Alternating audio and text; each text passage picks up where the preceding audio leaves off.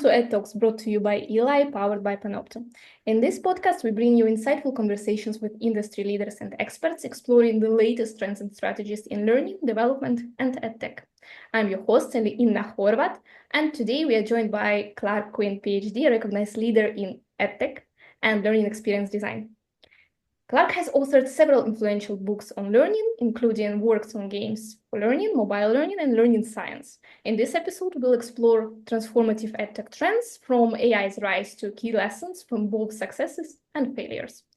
Whether you are adapting to new tools or preparing for future trends, this episode offers valuable insights for today's learning landscape.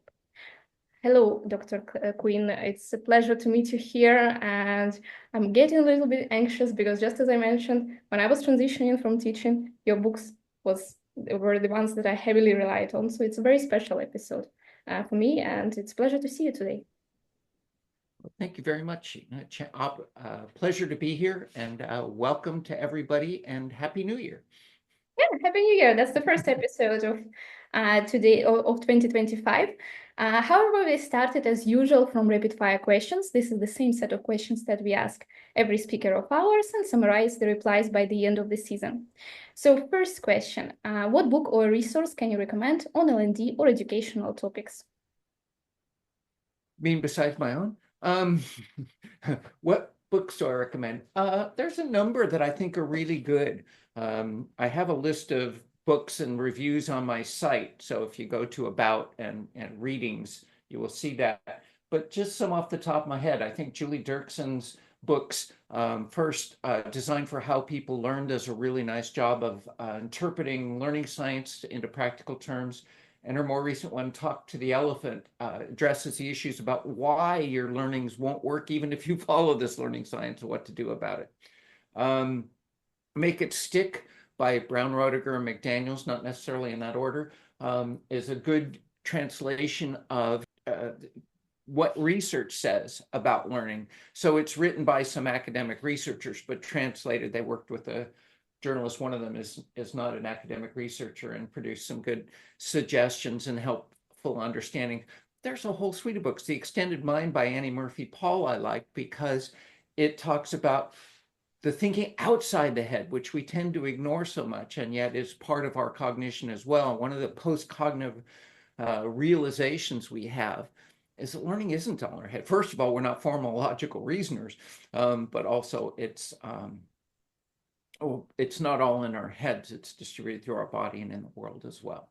I'll stop there because this is supposed to be rapid fire.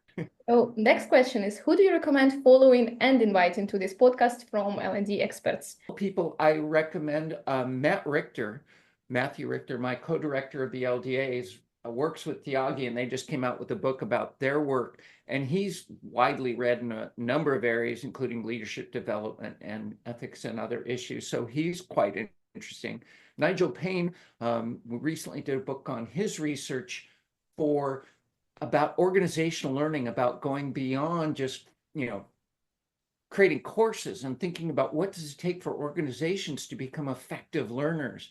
And that's a theme that I've been interested in over decades. So those are two people I would. So could you share a memorable failure or a setback in your L&D journey, and how did you overcome it?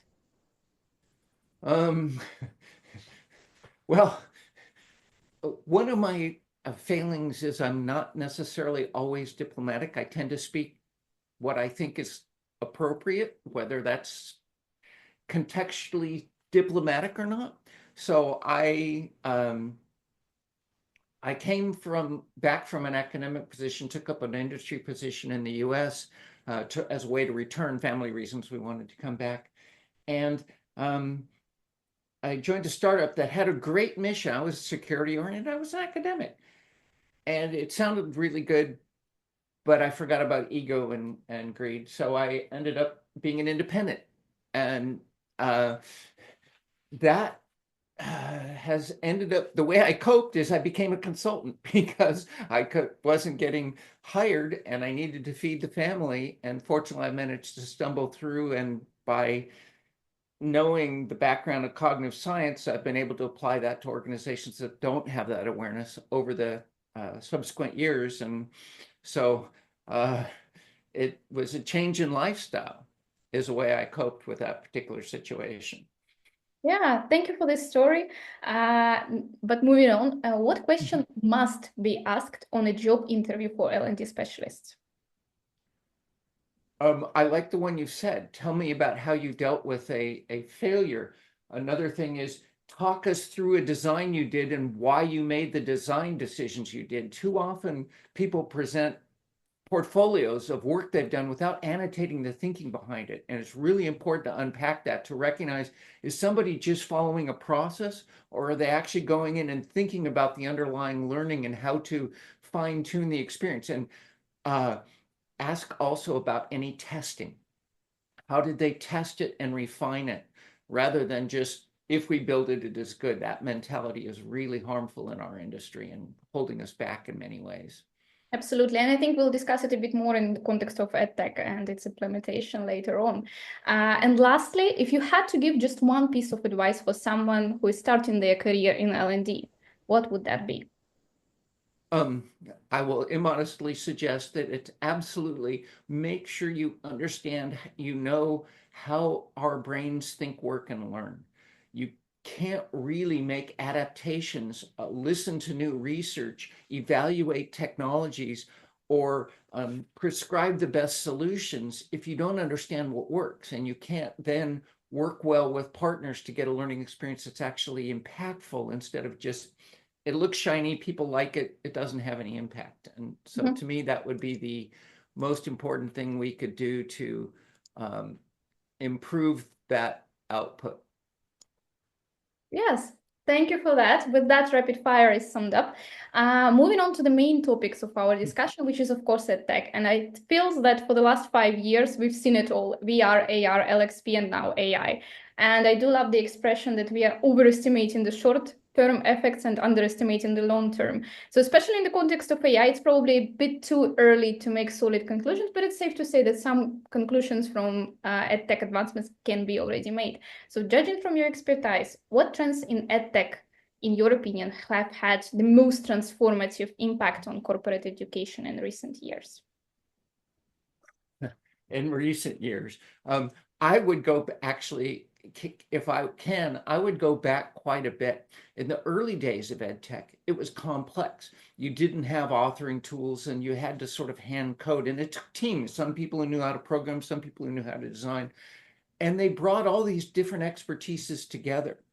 Increasingly, what I see now as a trend that I think is harmful is just giving subject matter experts an authoring tool and saying, you know the material, here's a tool that will let you create learning experiences. And they don't understand learning. And the tool have been, because, and I put this back to originally 911, when after that, nobody wanted to travel. So they started saying, we don't want to have people go to training, let's do training online. And they made tools that made it easy.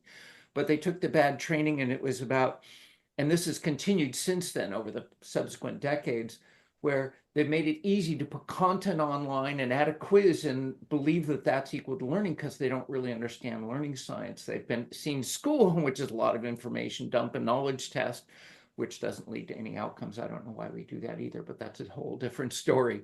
But so we end up with experts putting information online and adding a knowledge quiz, which doesn't lead to any meaningful outcome.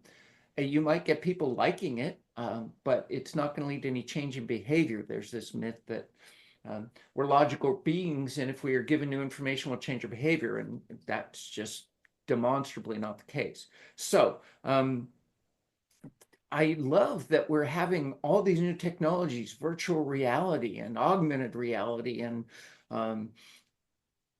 artificial intelligence. Now we have to be clear, there's generative AI and then there's symbolic AI. And well, actually generative AI is a subset of machine learning.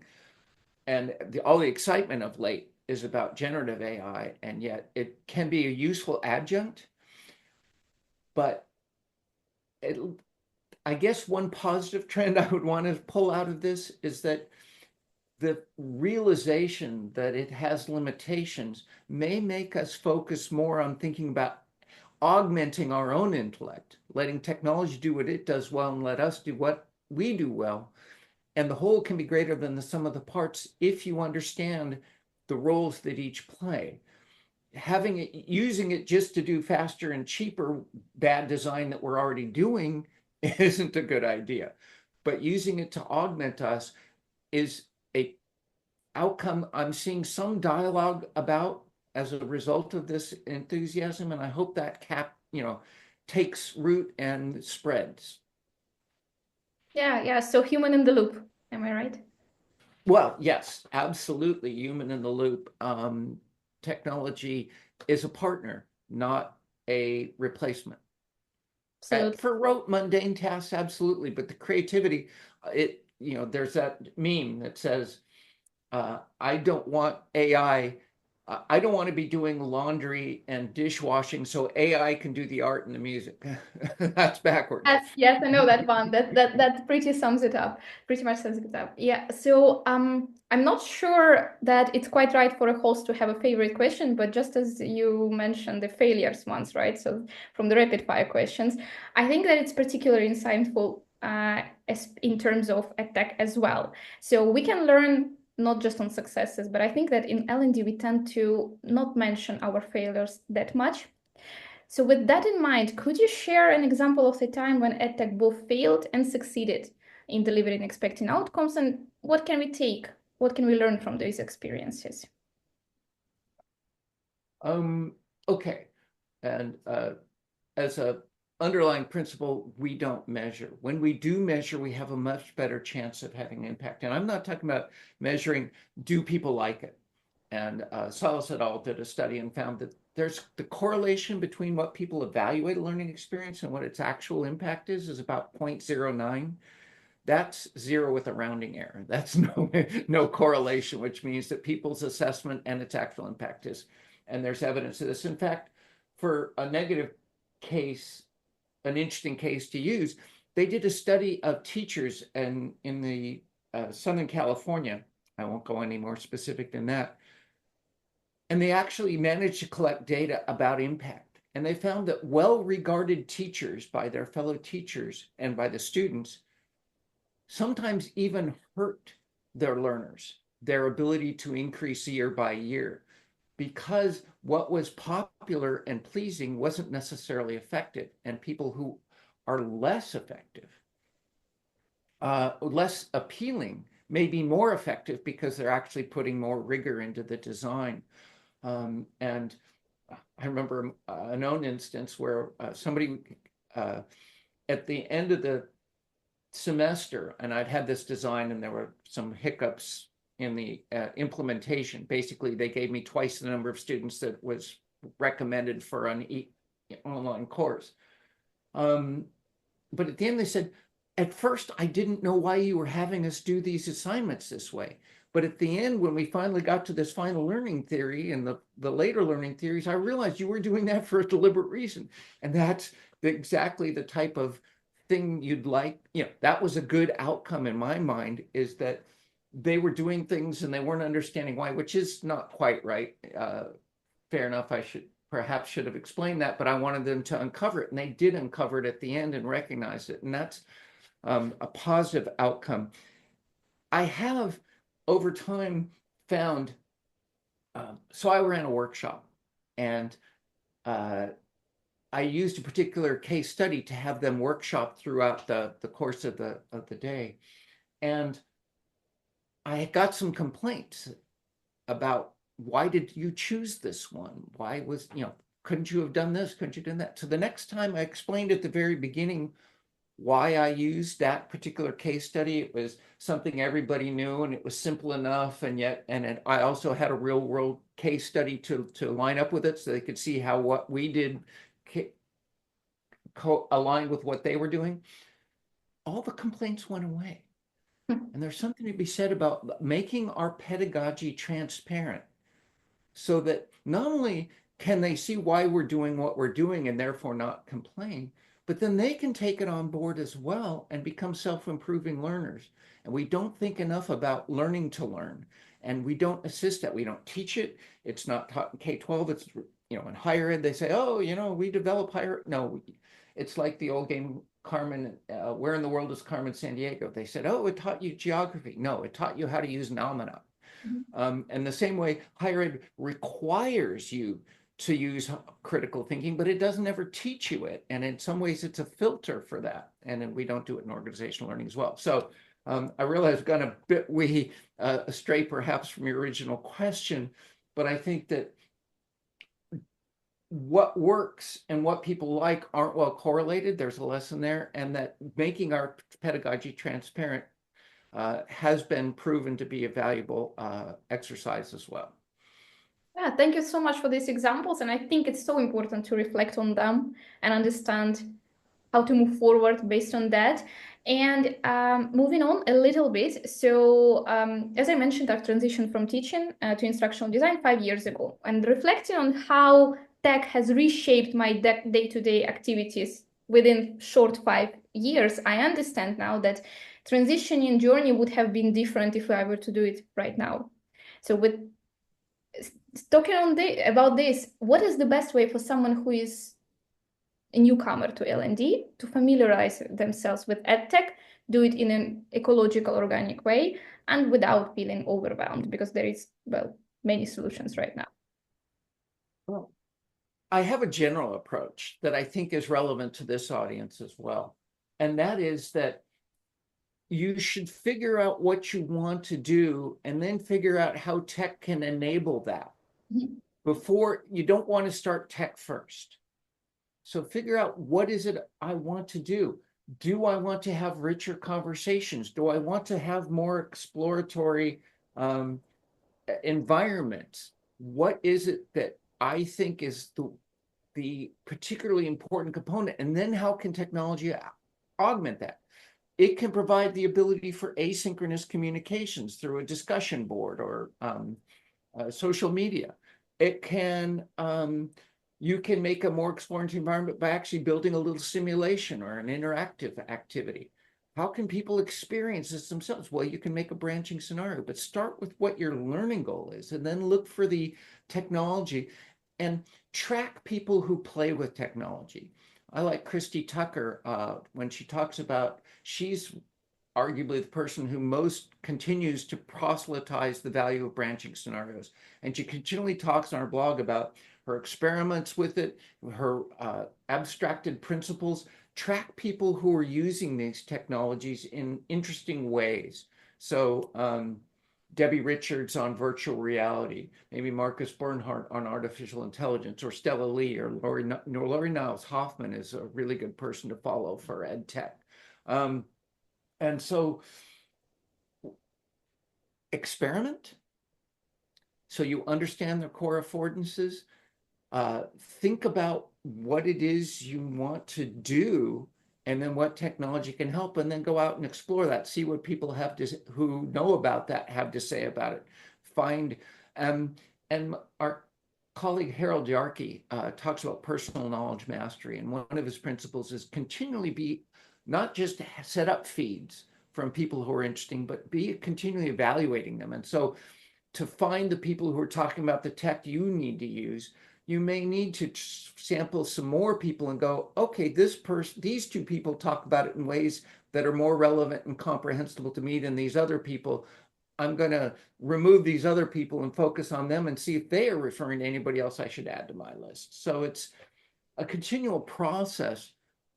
But I want, I would say that the first focus is figure out, know how the technologies, the way you find out what technology is experiment, find out what they can do, what they do uniquely valuable, and then figure out what you need to do and figure out which technology will augment that in a particular way. But don't too often we go, oh, VR is the newest shiny thing. Let's do a VR project.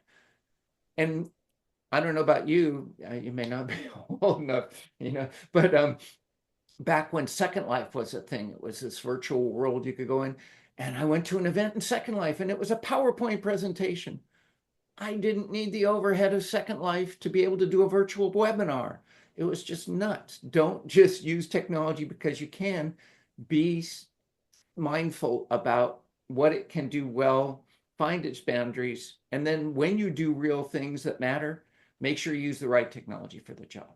Yeah, absolutely. And well, that's the part of critical thinking everyone talks so much now about. So, moving on, anyone who especially worked in global companies have encountered the situations where it's quite hard to expect the same level of tech awareness and frankly even interest in adoption. So, in your view, how organizations or managers can support upskilling of both more tech-savvy L&D professionals and those who may be less comfortable with EdTech? How to get them on the same page? Um, well, do you get them on the same page? Apprenticeships make a lot of sense. So if you have somebody who's more experienced and somebody less experienced, partner them together to do projects. But and there's more. There's tech platforms. If you're talking a multinational organization, you may have somebody in this country that their infrastructure doesn't support the network that well versus this country has high bandwidth and everything. So you have to be mindful of that and use the lowest technology, lowest capability technology that everybody can use. Everybody wants to go and say, oh, let's put a headset on and do VR. Yeah, but they're not cross-compatible really yet. So you have to settle on one or another. Are we going to do Oculus or Rift, or I don't remember the names of them anymore, Apple's new VR solution. So you have to be smart, but also you need to give people time to experiment and learn. Too often we say we don't have time for reflection. We don't have time for building in a little exploratory work into our project schedules. And yet that's where innovation happens. That's where improvement happens. That's where learning happens. And I argue strongly that when you're doing innovation, when you need to do research, when you need to design, you need to do troubleshooting, you don't know the answer when you start. That's learning too. And so and learning doesn't happen without time for reflection, unless there's evolutionary primary and evolutionary secondary. So there's stuff we're wired to learn, Mhm. like language, Mhm. but spoken language. Written language, we're not wired to learn. That actually takes instruction. So we do instruction in anything that's not biologically primary, which is most of what we do, by the way. Most of what business and economics and all these things were created, and we're not wired to learn them. So you have to train them, or you have to make time for people to learn them. And we don't allow that, and yet we expect it, which is just maniacal. So I think that the answer really is sharing. Mhm. Show your work. When somebody does something with technology, make it available, have them give a presentation on it so the other ones can learn from one another. That's really a critical part of a learning organization, is making it sharing what's learned. And of course, it has to be safe to share, because if you're in this country, we have the Miranda law, and the organizational equivalent, anything you say can and will be held against you. Mhm. Nobody's going to share their best stuff in such an environment, right? Because it will be held against them.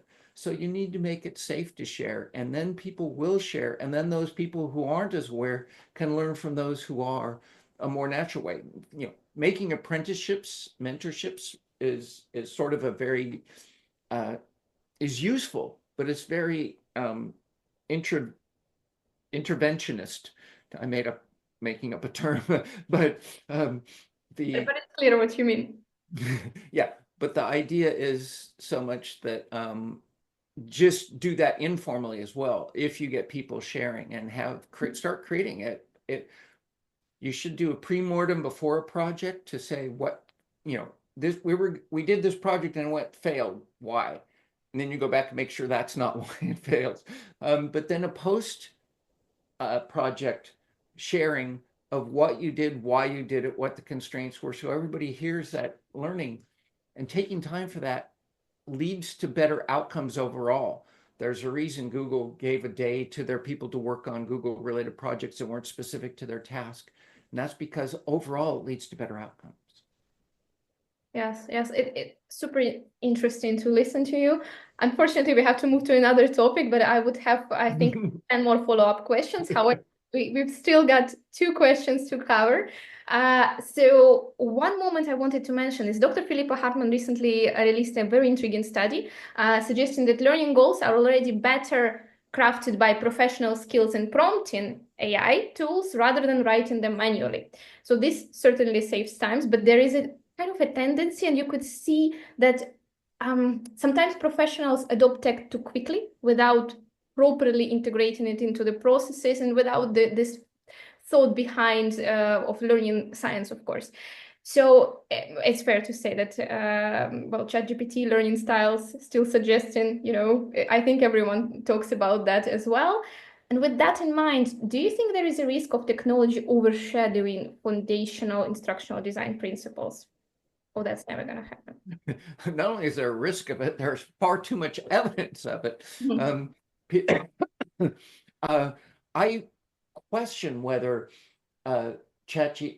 using generative AI to generate learning objectives is better. Now, it may be better than we have the accidental instructional designer. Cami Bean wrote a book about it simply because this isn't empirical outcome in our industry. We have these people. We shouldn't. It's an embarrassment.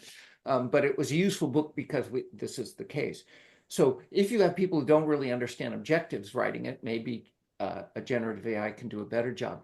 But generative AI understands knowledge, and it doesn't really understand knowledge. It's got good predictive language that means it will generate reasonable sounding sentences, which generally reflect the knowledge in the base, which is why if it's been trained on the internet, you have things like learning styles because it's out there, even if it's debunked.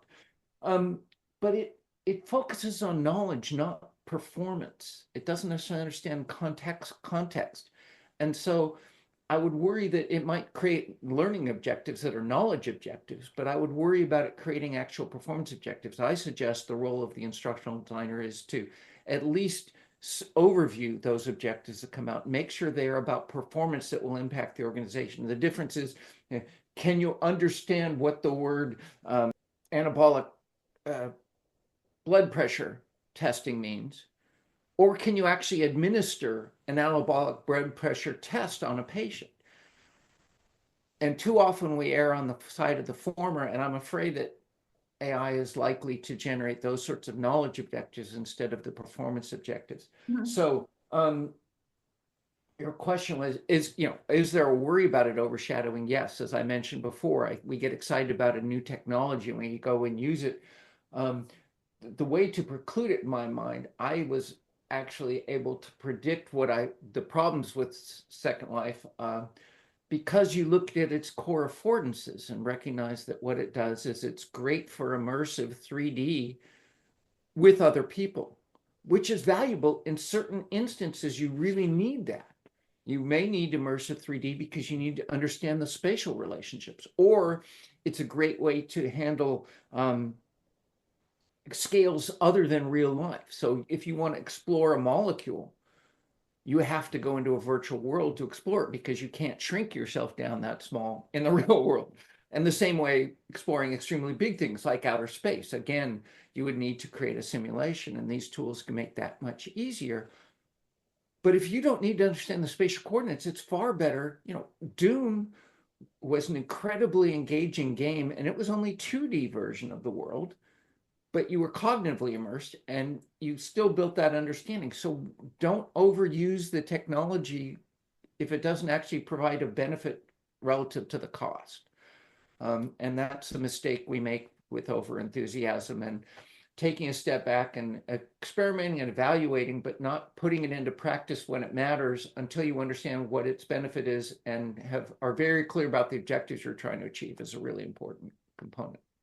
Yes, and well, there is certainly a reason why we talk about AI and these issues so often. And just today, I've recalled seeing websites about a year ago. There were emerging these websites where they claimed that they can predict the percentage of jobs likely be impacted by AI. So according to them, instructional designers were at 30% risks and curriculum designers were at 60%.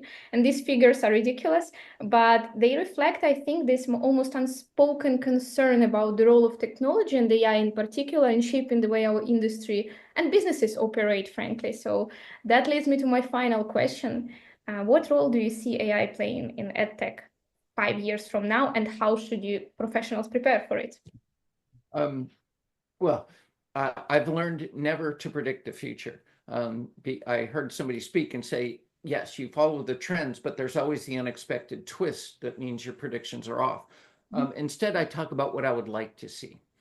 And as hinted, the same as with AI as with other technologies, I would love to see us using it in ways that augment what we do, but don't replace it. I still, and symbolic and generative machine learning based AIs, sub-symbolic basically, and symbolic AIs really still are symbol manipulations, and they have no connection to the real world. Stephen Harnad's symbol grounding problems strikes me as still real.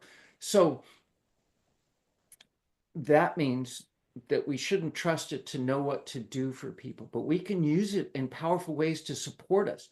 So when we figure out the critical decision that needs to be at the core of a practice, we need learners to be able to practice making this decision.